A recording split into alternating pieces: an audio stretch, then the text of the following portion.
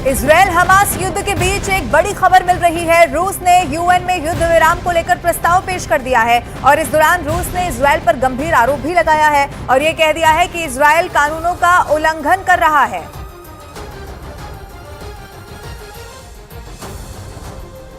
और इस बीच हमास और इजरायल में जारी जंग के बीच हमले का एक डरा देने वाला वीडियो सामने आया है। दावा यह किया गया कि इजरायल की सेना ने हमास के ठिकानों को तबाह करने के लिए गाजा पर ताबड़तोड़ हवाई हमले कर दिए,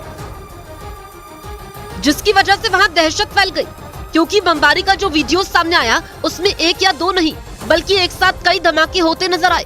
वहां हुए जोरदार विस्फोट के बाद पूरे इलाके में काले धुएं का गुबार फैल गया। खबर है कि इजरायल की सेना ने अपनी सीमा के करीब गाजा में हमास के बंकरों को बर्बाद करने के लिए आसमान से बम बरसाए, क्योंकि दावा किया गया कि इजरायल पर हमले के बाद हमास के लड़ाके उन्हीं बंकरों में छुप जाते हैं। लेकिन इजरायल की सेना ने हमास के उन ठिकानों को तबाह करने के लिए अपनी पूरी ताकत लगा दी।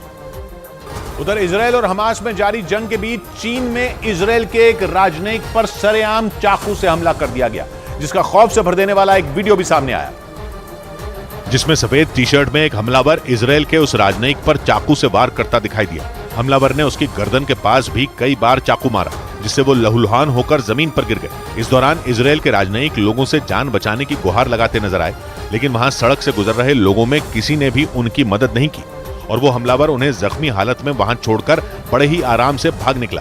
इजरायल के विदेश मंत्रालय के मुताबिक इस हमले में उसके राजनयिक बुरी तरह घायल हो गए, जिन्हें बाद में इलाज के लिए अस्पताल में भर्ती करा दिया गया। लेकिन चीन की राजधानी बीजिंग में सरेआम हुई इस घटना पर इजरायल के विदेश मंत्रालय ने हैरानी जताई और इजरायल में चरमपंथी संगठन हमास के खूनी हमलों पर चुप्पी साधने वाले चीन को लताड़ लगाई। ऐसा इसलिए क्योंकि चीन ने इजरायल में बेकसूर लोगों की हत्या पर दुख तो जताया, लेकिन वो हमास का नाम लेने से भी बचता नजर आया। और इजरायल पर हमास के हमलों के बाद चीन की ओर से जो भी बयान सामने आए उनमें एक बार भी हमास का नाम नहीं लिया गया। चीन के विदेश मंत्रालय ने इसे इजरायल और फिलिस्तीन का आपसी मामला बताया और सलाह दी कि उन दोनों को बातचीत करके इसे निपटाना चाहिए।